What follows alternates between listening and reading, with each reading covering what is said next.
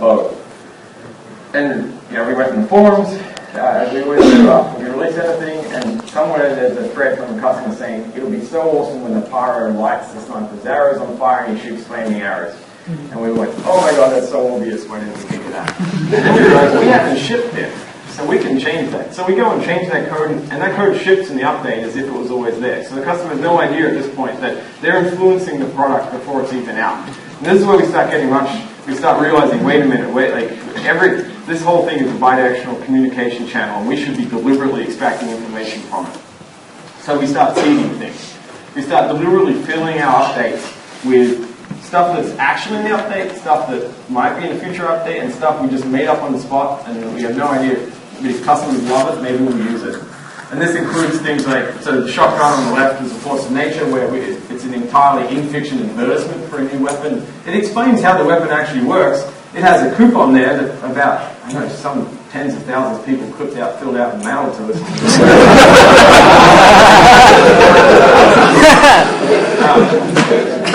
We've got things like, I don't know how much you can read all that, but it's got a monkey space Minotaur up there, which turned out about 3 years later to get an update around it and so on.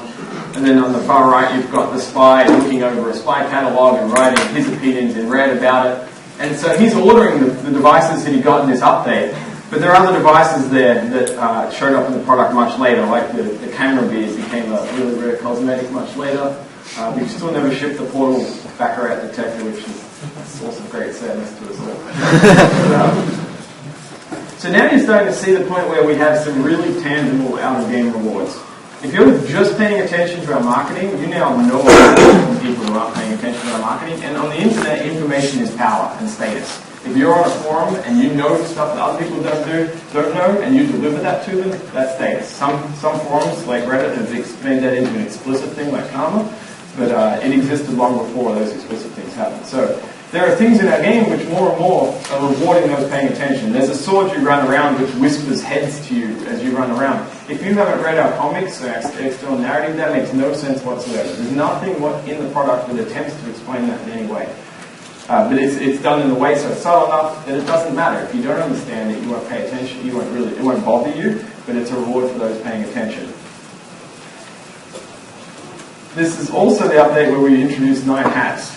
Which is more here as a historical footnote than anything super important, although it gives me a chance to say the reason we used hats is something that is far more mundane and boring than you might think, which was for the first time we wanted to attach some geometry to our character models, and we had 9 character models, each with sort of 250 animations that had been built without any expectation that any geometry would be added to them. So we were looking at the body saying, where's the only place we can add geometry, which in no way interpenetrates with any animation. There were no animations where characters ever put hands or any part of their body above their head, so hats it was.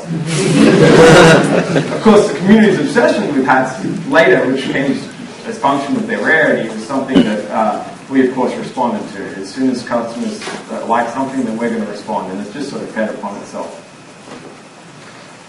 So the next big update after that was the war update. Again, fully in fiction. We shipped 3 different comics. At this point, we're loving comics because you can do a lot more narrative exposition in a comic than you can inside a movie, and they're a heck of a lot cheaper to produce than a movie. We actually, at this point, we draw all these. As comics go on later, we end up most of the comics going forward that are actually done with collaborations between our writers at Valve and artists within the TF community itself. The war update, again, features 2 classes. We have the Demoman and the Soldier, who are the 2 core combat classes. So we thought the most appropriate theme for their update would be war between the 2. So the comics explain how these 2 friends become enemies and fight over stuff. And for this, we built a metagame that straddled both the sort of in-game and out-of-game content. So there's a web page that was the war web page that was themed, thematically all about newspapers about the war. And we built these boots on the left there that we called the gunboats, which were a weapon that was designed to be used by either the soldier or the demo man. And we set up a metagame that was going to last for a week and a half, whereupon we'd record every time a soldier killed a demo man in the game, every time a demo man killed a soldier. And at the end of the war, whichever class killed the other class more was going to get the boots permanently. So this is the point where the community now, just through their play, is going to have a permanent effect on the game itself. And this was sort of, actually there are a couple of other elements to this. We knew that a bunch of customers wouldn't be, weren't soldiers or demo men players per se, but they still wanted to contribute, so we added an extra step to this, which was a propaganda contest, which was sort of our first foray in getting our customers to help us with our own marketing. So we gave them a period of time in which they had to design a propaganda contest, which they decided they wanted to contribute to, and we would go and we foolishly gave ourselves 24 hours to go through all the entries and pick a winning entry. We got 17,000 entries, which is a lot more than we were expecting, and this meant that everyone at Valve spent a day going through entries and giving them all up, and everyone got their assigned. All right, you have to look through these entries and rate them. So yes, lesson learned, give yourself more time. The actual war itself was much more successful than we hoped. These were the final tallies. We didn't cheat in any way to get them that close. We were fully intending to cheat if they weren't that close. They were amazingly close. It was sort of interesting. There was a heck of a lot of cheating on both sides, obviously, and we knew that was going to happen, but we figured it was a war between the cheaters on both sides, so what did it matter? There's a bunch of studies that will show you that have shown that humans really like playing teams. If you just get groups of people to organize themselves around teams as flimsy as Team A versus Team B, that it's often surprising the degree to which they'll decide how much they want to hate the other team for no good reason. So we're sort of playing with that. It was really fun to see how rapidly the community had fun with this. Within sort of an hour of the war being announced, there were high quality forum signatures you could download that were showing which side you were on and all that sort of stuff. There was a group of medics that formed a Steam group that declared they would only heal demo men. By the end of the first day, there were all these maps that the community members had made that were highly efficient at killing one or the other. So this map is a box. If you're a soldier, you spawn in the box. If you're a demo man, you spawn on top of the box. There's a hole in the box big enough to fit a grenade.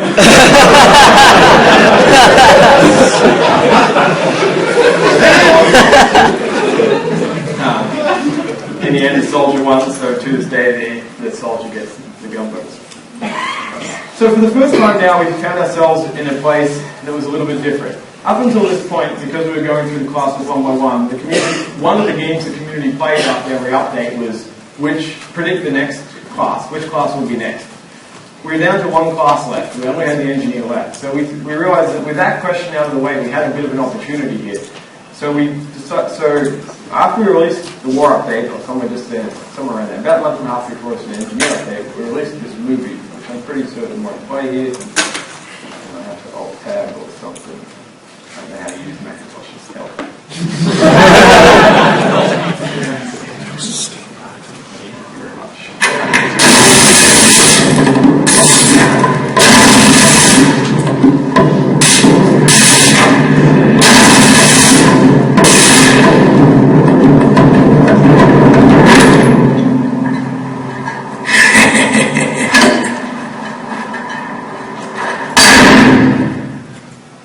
So, of course, the community pulled that movie apart. And what we've done is we filled the foreground, the background, every part of that. As you go across that pan, there was something there that we put in there. Some of it was stuff we built, but this is a month and a half before the update came out. A bunch of the stuff we had no idea what it was for. It was sketches that we'd done for whatever reason months earlier. It was things we thought about just then. We just filled it with stuff.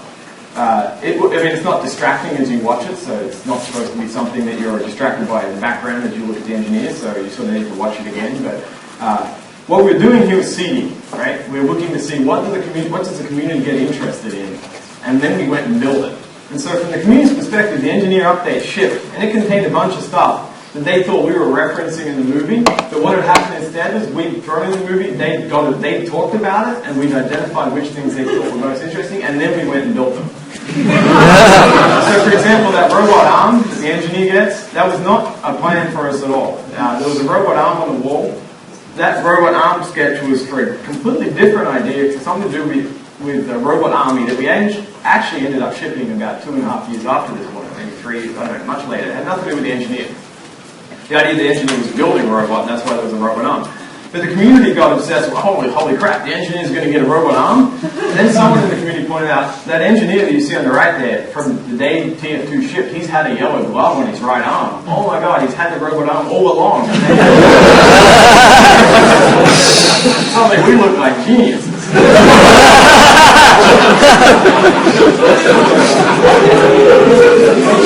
So here you see it's essentially a maturing process. Right? The community voted on what they wanted. They just didn't know they voted. Right? This is a much more fun way. The community, instead of voting on a specific thing, they get to talk about all the possibilities in the thing, and we get to come in and cherry pick the thing that is already, we know, going to be successful, because it's the thing that they're most excited about when they talk amongst it themselves.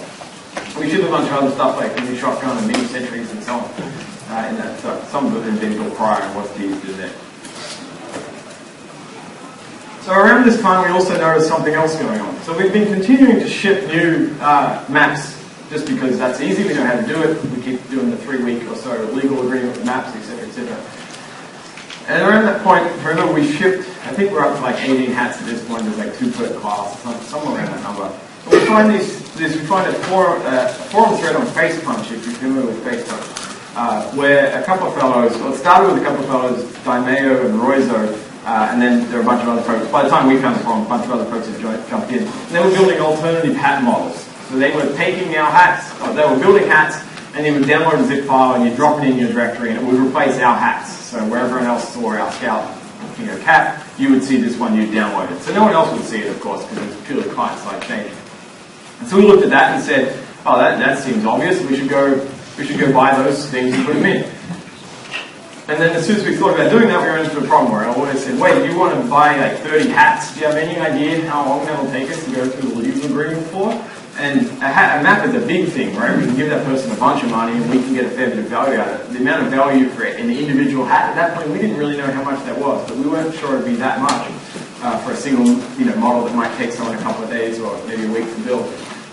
So our existing map solution wouldn't work. So we came up with the world's most straightforward and simple web page, which was the web page called the TF2 Contribute page.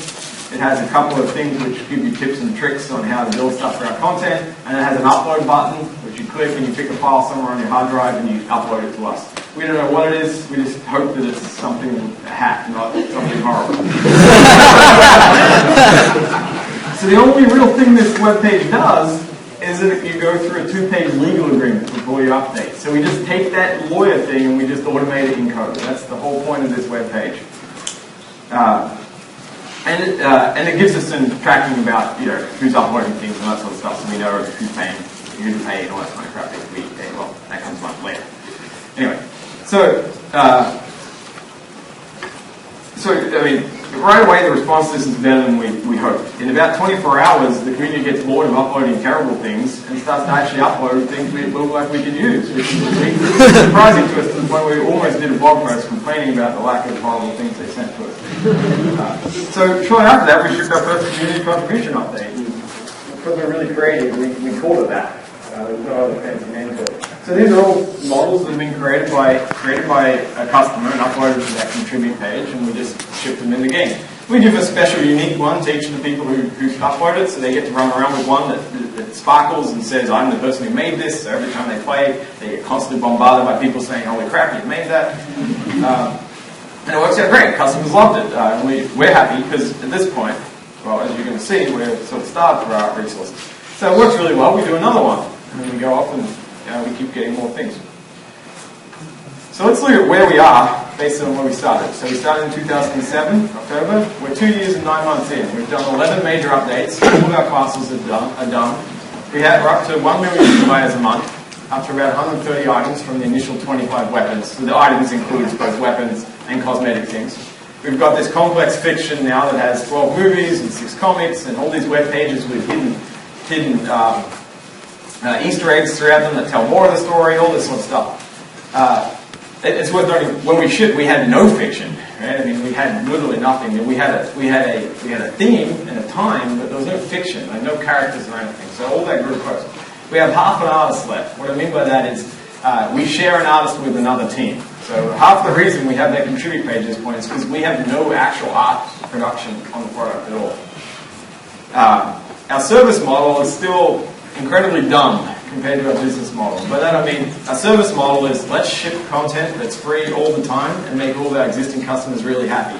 And our business model is let's hope they're so happy they tell the person next to them, hey, you should go buy TF2. That's our business model at this point. The community, we've made some progress here. So our community is directly adding maps and items into the game and contributing to our game design. And we're starting to see this fundamental shift in valuation where suddenly customers are actually starting to value things not created inside the building for once. So now we start to just use the tools we've created to do a bunch of other things. We start rewarding, we look out there amongst the community, we start just identifying things that we want the community to do more of, and we start providing rewards for those. So we have this idea for a community item where we can take any item like that flare gun on the left, which is an item that anyone can get hold of, and we can create a community version of it, which looks like that, the green one on the right. And in-game, when you run around with it, it sparkles and glows. And all it does is say, whoever's carrying it, this person did something valuable for the community. And then we just start handing those out to people who are doing good things, providing services, running tournaments, running great web pages, and so on. And this immediately starts to result in community starting threads that are literally things like, hey, let's all talk about what we could do to get one of those community items. We start looking into people who are doing interesting services out there, and we start giving them community items as well. So people who run things, who build web pages that do things like backpack examination, so you can go and look at what's contained inside your TF2 backpack. You know, there's stats web pages, there are auction web pages where you can look up trades and stuff like that. Although, and maybe that's not quite now, I can't remember exactly. We hired the guy who did the thing on the left in the end, and he's the guy who went on to build the Steam Marketplace, so you also get programs out of it. We start looking at the tournaments out there, we start producing items for them so they can hand out virtual goods to reward the people who came first and second, and runners up, and participants and all that sort of stuff. We start handing out wiki caps. We have an official wiki that's not run by us, we're just blessed with the existing one and we host it.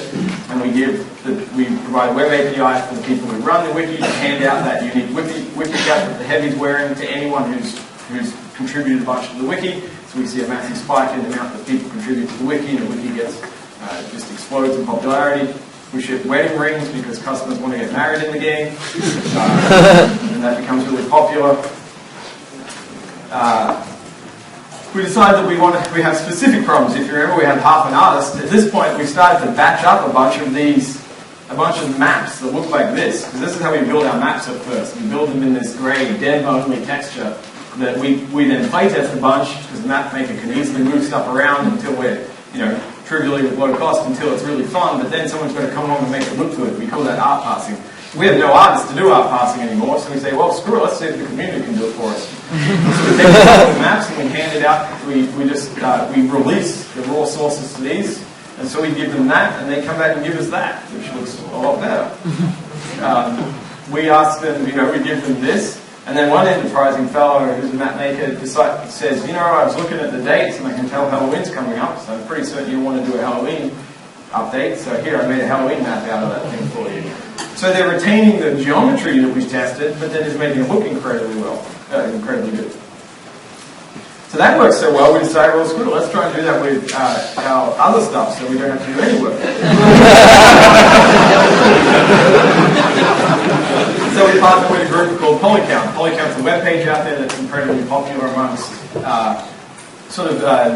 artists who almost they cross game and film and a bunch of stuff. Anyone who's doing sort of 3D art out there, often they're on Polycount, high quality community. So we work with them and we say, hey, let's hold a contest to build some sets. We've been experimenting with this idea that what do we get if instead of building one-off items, we build a group of items that all sort of thematically connect together. And so we run this contest for sort of months to build some of those sets, and we get these beautiful looking things. And interestingly, we start to see, and this had started before, but at this point our customers can essentially mimic and in some cases improve upon our marketing style. They'll replicate web pages that look just like ours. In fact, at this point it's become a bit of a game. Some people in the community troll the rest of the community by building extremely elaborate and almost accurate looking designs for an update and say, hey, I found the next update from TF2, I leaked it. And to this day, we still get emails from customers asking when we're going to implement the guard dog, for example, which was this really elaborate, well-designed fake update page. Never going to happen. So, we get all these beautiful things. And we finally launched the Manco store. So the Manconomy is the update which we take the items that have been created by the Polycount by the Polycount contest, and we use them to launch our virtual store, item store. So now for the first time, customers can actually go and buy things that are in TF2. We take whatever the sales of an item are, and we share 25% of the revenue earned with the community creator who actually built them. Our store was kind of like that at the time. I think it looked like this. I can't remember, of course. This is our second rebuild of it. We've rebuilt it multiple times now. Now it exists on the web and all sorts of stuff. The first one looked terrible. This is probably the second. So, it's really successful. Much more successful than we hoped. Each of the top 5 winners of the Polycount contest all took home $45,000 each, roughly, in the first 2 weeks. Then now, all of those folks are now into the 6 figures in terms of the amount of money they've taken home personally. And as I said earlier, we've paid out over $15 million at this point to all the different people who have contributed stuff to the TF workshop. So finally, now we're in a good place. Finally, our service model and our business model are aligned. We have a service model of let's try and make all of our existing customers as happy as we can possibly make them by giving lots of stuff for free. And then hopefully, if they're really happy, they can give us some money back. And interestingly, one of the indications we had that there was a chance this might work was prior to the point where we launched the Manco store, after sort of 3 years of releasing free content, we would get an occasional update from customers saying things like, do you guys have a tip jar? Because I've been playing for 3 years, I feel kind of guilty, I'd like to throw some money your way. And we used to joke that if you're if you're a large commercial organization and your customers ask you if you have a tip jar, then maybe your business model is a little bit broken. So finally, our business is now built around the item sales directly to customers. We also drop them. You don't have to pay any money as well. All those items that you see, you can drop, you can find them randomly by playing as well, stuff like that. We go free to play as well, so finally you don't even need to buy the product, you just play. That's sort of a non-event at this point. The point we did that, it was some hard problems had already been solved. And we've got our community fully participating in our system at this point. So the people who are creating the most value for customers are benefiting the most from the customers who are purchasing things from the store. And we've got customers now directly collaborating on the product direction. So building things is directly going to the product. So we start to just go into high gear. At this point, hey, we've got this all figured out. So we do things like Australian Christmas, which is mostly just my coworkers making fun of my nationality at every opportunity they get. I get mails from Australians asking, why does the Australian in Team Fortress have such a terrible, obviously not Australian accent? And I say, he's as accurate Australian as every other character in TF2 is as accurate as their nationality. We do a replay update where customers can automatically record their gameplay and upload it. And it just becomes we run a contest. We call the Saxies. We record those. We get 25,000 entries. We've done the Saxies every year since, and it just keeps exploding. We released the Source Filmmaker, the tool we use to do our movies. A couple of years, I think a year after this or so it increases that. We do a charity bundle for when the Japanese earthquake hits, where we sell those hats on the left, and our customers. And we give 100% of the sales of that to charity and generate $430,000 for the charity. We work with third parties like Weta to build content which crosses their IPs and our IPs. We ship a lot of hats. We ship a lot of weapons. We ship a lot of more hats. We ship even more hats. We realize there are things in the world that aren't hats. We ship them too. But we couldn't keep up. So a few things happened in the time we started doing this that surprised us. One was there were no amateurs left. Everyone building content in the TF2, everyone who's building content, contributing to a game, they were all professionals. Every one of them. They worked for other games companies, they worked for the film industry, they were freelance illustrators, whatever. They were all professionals. They were also building content that was higher quality than our work, than our half-artist work. But Actually, it was the high quality than the work we could do. They were prepared to spend far more time on it than we were prepared to spend or able to spend, and they were more in touch with other customers' desires than we were because they were customers. They knew exactly what they wanted and what their friends wanted, and so on, and they were able to fulfill that. Unfortunately, as we tried to ship faster, and we just found they matched us. The faster we shipped, the faster they just submitted stuff. And so they got tired of us being too slow, and they said, screw it, and they went and built their own update.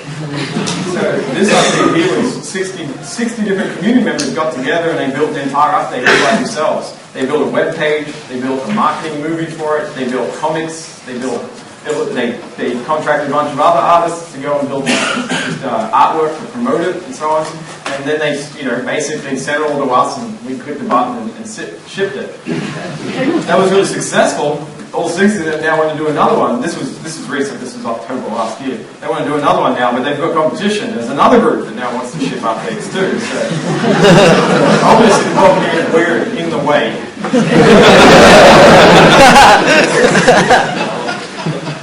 So this is the Steam Workshop now. So we took the TF2 contributing concept and we just doubled it up to Steam now. So now, if you're familiar with Steam, now many games have workshops. There are, if you played Skyrim, there's amazing things to download for Skyrim. There are many games out there, and it grows bigger every year. And the problems of we handed the problems of filtering and voting and all that sort of stuff about what should go in entirely up to the community, and they take care of all of it for us. We've also built tools that let us to ship much faster too. A new game, Dota 2, has a fully automated process except for customers to go through as they submit content to the workshop, and then a fully automated process for us to pull it down from the workshop. So a non-artist can pull something down from the Dota 2 workshop, and click a button or two to load this file in, and it's in a packed format that we assembled, and it can be in the product in about 2 minutes, automatically checks it into our source control, and can ship to a customer in sort of 5 minutes. So we went from TF2 shipping about 15 items built by the community a month to we ship about 100 a week in Dota 2. So, where did we go? As I said, we started with TF2, about 500,000 people when we started. We're at 3.5 million now. It grows 20% year over year right now. So there's negative churn. We went from that $50 retail box / digital download to a fully free-to-play microtransaction based. And we've tripled our size on disk. And you can see we've done 376 updates since release. But more importantly, we've evolved this relationship between our creator and consumer. It's become incredibly muddy to decide who's the creator and who's the consumer in this space. We've got an IP here that crosses a bunch of different media, film, comics, games, that sort of stuff. But more importantly, the IP owner, ostensibly us, produces less than 20%. In Dota 2, we produce about 5%. The community is firmly in the driving seat. They're deciding huge amounts, even if they, in some cases, don't. They're controlling the product in ways they don't even realize they control it, because we're seeding so much stuff. We're deliberately leaking things we're thinking about so often, and customers are responding to that they're constantly driving out seeding. And so we built this virtual economy, this engine that's able to reward creation. And it's taking those traditional problems of publishing and distribution, like everything that happens between creating something of value to customers and customers consuming it, and it's taken all that and it's turned it into code and connecting customers directly to creators directly to their customers. And that's the bit that we think is really interesting. If we think of these as sort of scalable engines of the delivery of value, I like to think of the internet as like an assembler language, low-level version of one of these. It enabled many people in the world to reach customers in a way that they couldn't have reached beforehand. Right? Notch was able to build Minecraft almost single-handedly because all those the internet solved many problems for him prior. And if the internet didn't exist, he would have needed an army of people to create boxes. He would have failed. Right? There's no way he could have got the number of customers he has without that problem solved for him. And if the Steam Workshop is sort of a higher-level version of that, like the internet still requires someone to do a bunch of work for you. The Steam Workshop is this high-level Java version or something of one of these engines where an artist who's almost not technical at all can create content that's valuable to customers and put it into the system, and then money just comes back out as a function of how good whatever they've pumped in. Those engines, those economies we think are really interesting and are going to have some really large impacts on the industry as a whole. Obviously on creative companies, but companies as a whole. for a couple of reasons that are interesting to think about. One is that all us creative companies are going to be competing for the actual creators out there. It's a creators market now. We'll be trying to compete to get you to put your content into our engine and to serve our customers. But the more interesting thing, I think, is companies are going to start have to compete with the engines themselves for employees. And I think this is something for, hopefully for you all to think about as you finish your schooling and go out there. Companies used to serve a set of functions, and one of those was that you did work every day, and they delivered that work to customers and in return paid you a wage. And when that function is replaced entirely by code, I think it's a fine question for you to ask is what is the company for? What purpose is it fulfilling? Because if it's not doing more than that, it's not actually generating any value. It's just extracting money from you that it doesn't deserve.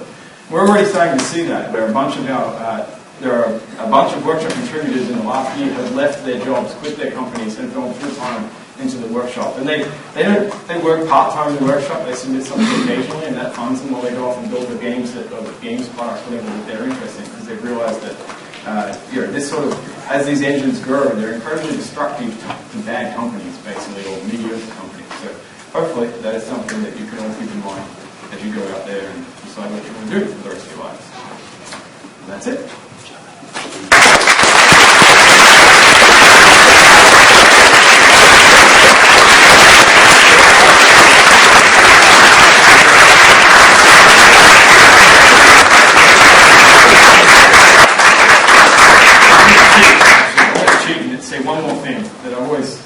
I'm going to say something that I wished I was told when I was your age, so I'm sure you hear this all the time. It has little to do with my talk. So one of the reasons I wanted to talk about this is because one of the other sort of things about the narrative between control and collaboration I think is interesting is the narrative around success in the control space, i.e. the monolithic. In the past when someone built something, they slaved away with a group of people when they built something and unveiled it was amazing. The narrative the media always talks about when they describe that kind of thing is one of vision. That these people had incredible vision and they had incredible passion and they built an amazing thing and unveiled it to the world. It was amazing. That narrative, I think, is exclusionary. It doesn't say it says to you, if you don't have vision or passion, then you won't succeed. And I think that does you a disservice. When I was your age, I didn't have a vision for anything, and I didn't even know if I had passion. I didn't understand passion. I liked writing code, so that was about it. I think vision and passion come later, the things you build. So what I hope to show you, as you think about what I talked about tonight, we arrived somewhere really interesting with TF2. We didn't have a vision for that at the start. There was no vision for that, right? It incrementally grew every step of the way as our customers gave us data and we did things and made mistakes and tried things. So I hope this serves as an example of what I think is a much healthier narrative for people as you think about building things going in the future, which is you can build narrative collaboratively as in groups. Sorry, you can build vision in groups. You can figure it out as you go, and you can still get somewhere interesting. This idea that you've got to shoot to the moon and take mass risk to get anywhere, I think is a fallacy. I think it doesn't do us. I think it's destructive, and I hope that you realize you can get somewhere very interesting stepwise. As long as you worry about where you're going far more than where you're trying to get to. That was my actual slide. Questions?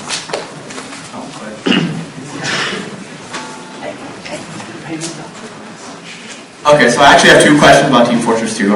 I've played it a lot, so I have a couple questions. The first one is that when you decided to make the game free to play, what made you choose not to really put anything behind a paywall?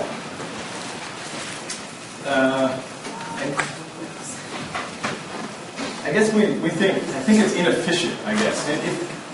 Our premise is that our goal with monetization is to make customers really freaking happy, and then hope that our experience as a company has been historically that if we make people really happy, we always make money down the road, sometimes years. So for a good example, we gave Counter-Strike away for years and had no idea how we were going to make money off that. We just kind of hoped we would, and the day we finally actually made a purchasable version of it, we think it was so successful. Our only explanation for it was that I assume this is a result of all those people getting to play it for years and bunch of them being happy with it. So, just within our culture, the idea is that worst case, if you don't know what you're doing, just focus on trying to make our customers happy, and you can't go wrong. Even if you can't figure out how to make money, it all has to happen later. So once you build a system where you're converting sort of happiness to money, then I think the idea that you should take some of your customers and say, you want as many customers as you can possibly get in that space. So the idea to say, well, some of these customers, the paywall thing is basically saying you're asking customers to make a guess at whether or not they're going to have fun before they really get to try it, so they've got to make that payment beforehand. And I guess I feel like it's just inefficient.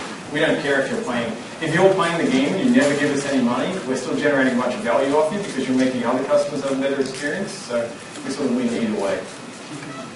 And the second question is, with all of the community introduced weapons and things like that, how did you maintain game balance? And also with community created items, how did you make sure not to stray too far from the theme of Team Fortress 2? How did you moderate it?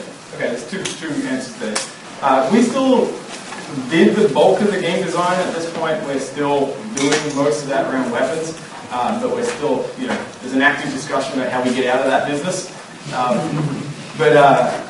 So we take care of the game design, so that wasn't too hard.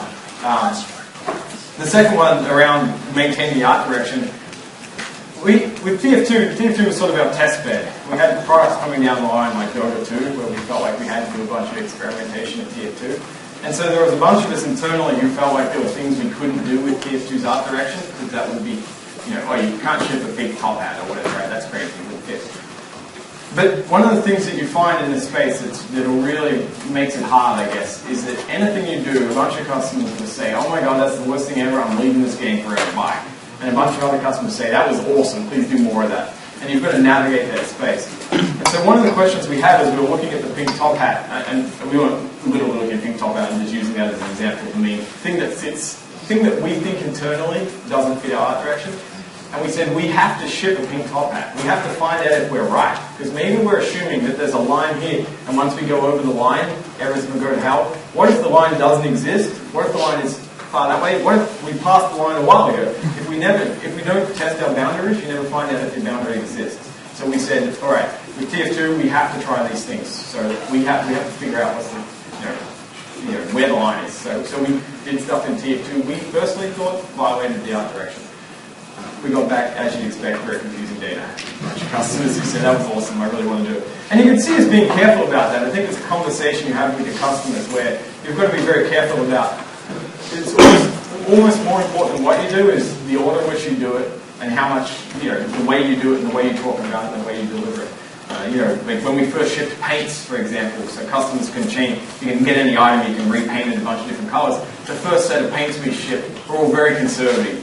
They're olives and browns, they're things which fit, they're understated and so on. And we get to our pink and whatever, like a year later or something, as we think that, okay, now we think we understand what's going on and we can try this and see. And we make it really rare, which is a way of protecting it. Of course, it makes everyone want pink. The way it goes.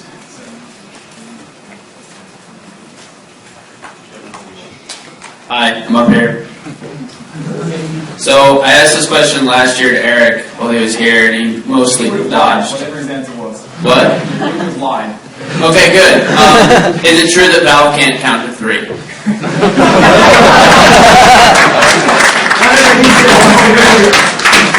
I thought you said it was a lie. He's lying too.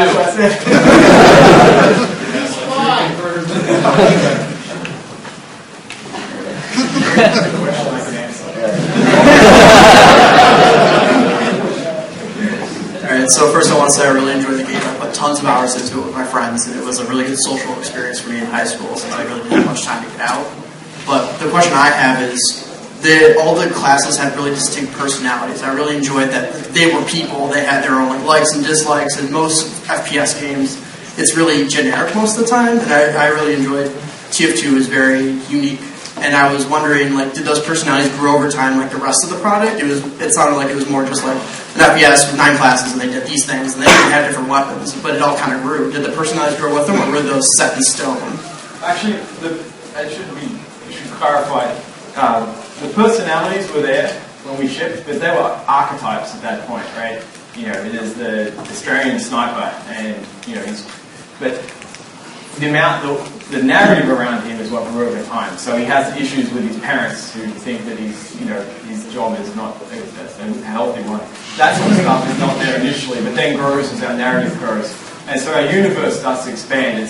it's probably a year or more in before we see the first character in our fiction appear who's not in the game, right? I guess technically the administrator existed as a disembodied voice in the game, but then suddenly she becomes a person and she has her own that roles. was pretty awesome. So yeah, all that It just, I'm just gonna keep telling you everything's awesome that you say. So. as long as you're embarrassing. Also, Sniper's the best. So. If I had my way, we would have cut this off a long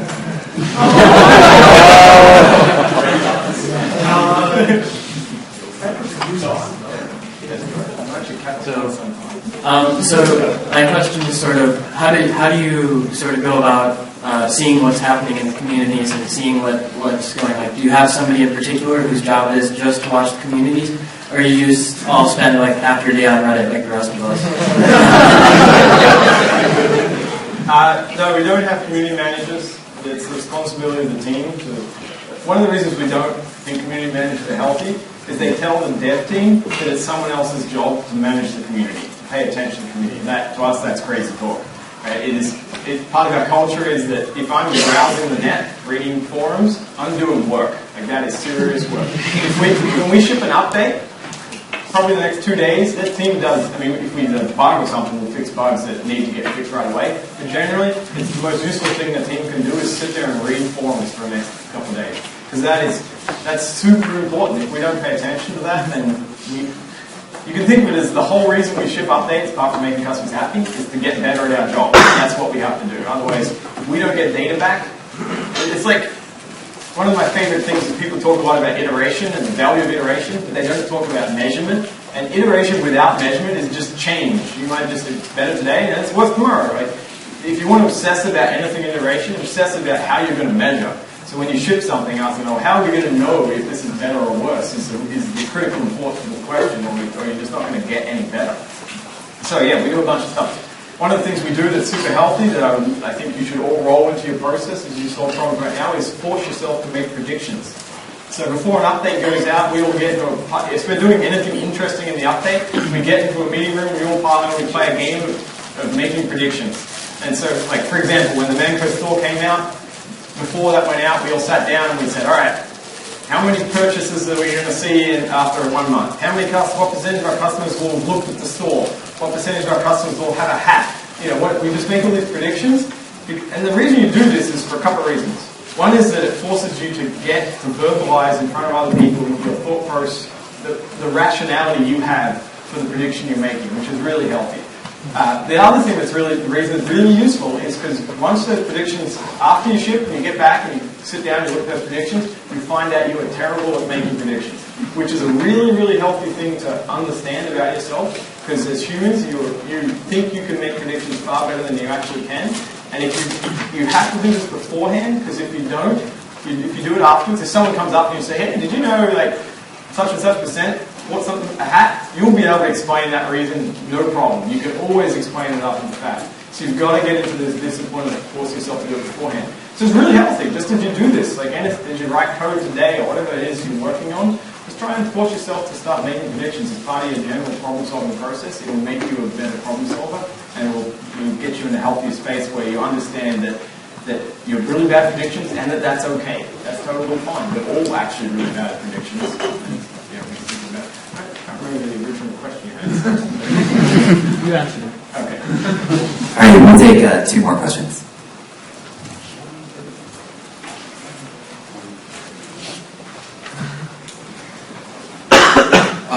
Are there any, for example, major regrets you might have with TF2, or if you could wave a magic wand, what major change would you like to just simply have happen? And then I have another question after that, real quick. It's a short one. I don't have any regret. I think regret is about the most useless human emotion you can have. Waste of time. I think you should focus on what you got out of everything.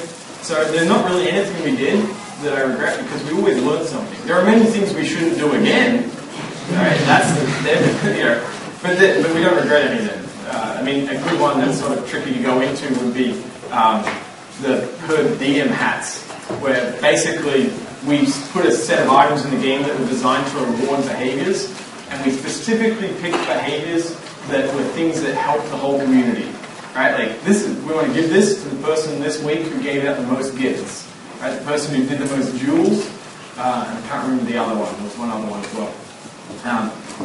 There's lots of microtransaction games that do that kind of stuff, and they strictly reward store purchases, which is we thought was kind of like that's not healthy, right? We don't want people to just. We're not trying to trick people into spending money. That's a great short term. That's a great way to burn your entire customer base to the ground. That's terrible. So we thought this was healthy. Like we're like people will be excited, right? If we can encourage more people to buy gifts because they want to get one of these things. Every time someone buys a gift, someone else benefits. That seems healthy. The community didn't really like that at all. They really seemed to think that we were just trying to get people money out of them. That's one of the realities you deal with. It doesn't matter what our goals were. If that's their perception, we have to deal with that. And then the other thing was it didn't actually increase the rate of any of the things we were trying to encourage. For whatever reason, the amount of gifts being purchased didn't go up, or being given out didn't go up.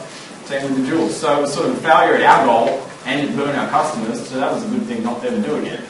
It's a good example of how much of a poison well the microtransaction space is.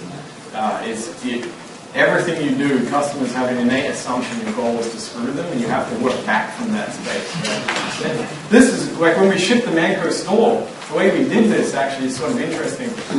We were thinking about doing microtransactions, right? We started thinking about this. We know that the day we ship that, there will be a big internet-wide discussion about, oh my God, Bell's going to microtransactions. It's all over. It's fun, blah, blah. And so we actually kind of leaked some real subtle hints that we were thinking about this in our localization files and stuff like that. People pull them apart every time. They do streaming binary diffs on all of our files and stuff like that. And that caused the community to go and have a bunch of discussions. Now, well, what would it be like if TF2 went microtransactions? And so we went and spent a week where we just harvested all the things they were worried about, and we prioritized them all. And then we said, we have to not do all these. This is our blueprint for how you don't do it. Those things like don't use a virtual currency. That's just the reason you use virtual currencies is to trick people into making purchases. It was like make sure that you can trade things was really important. There was like let me put any amount of money in. Don't force me to put 1,000 gold in when everything's 800 gold. You know, it was like this laundry list of shit. And it was like, all right, well this is straightforward. We just don't do all of those. So we just didn't do any of those. And of course, customers are still super worried. But it's just a good example of how much you've got to really work. You've got to earn. It's a tricky space to operate. There's so many other people just forcing it to the ground, basically, on a regular basis. And then, real quick, you said when you first opened up the user submissions that you were kind of disappointed that crappy submissions disappeared very quickly. Sorry, that's not what I meant. I was making a joke there. Yeah, but was there any standout, really bad submission? Because you said you opened it to any file type. So, like, what's the one that stands out of, oh God, this image will never leave my mind? And it might actually quite literally be an image. Longer than you.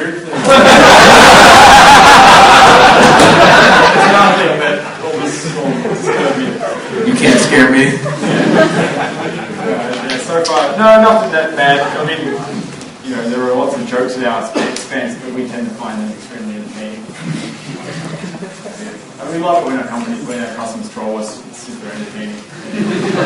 Our favorite description of us as a company ever was someone once called us on a forum, Valve is a bunch of trolls who occasionally releases video games. We're like, that's like the best description. Alright, so one more somewhere? Hi.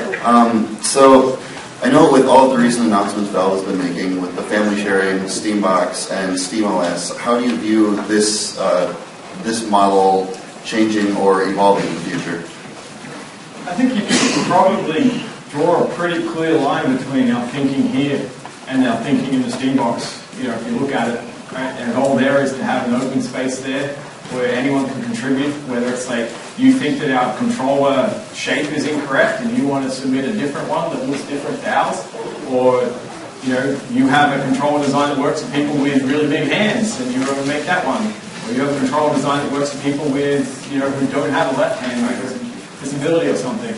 We want to create a space where all those things can find, all those products can find customers, and when people want to create those kinds of products can find customers, and that the system takes care of them. So I think that you'll see the kind of things we learned here permeate of those things going forward. Our goal will be they'll remain open systems and everyone will be able to add to them and they'll become engines in and of themselves, rewarding more types of creation. I think I hope it's pretty clear to you. If it's not, then I guess I failed in my talk. All right. Well, thanks so much for coming.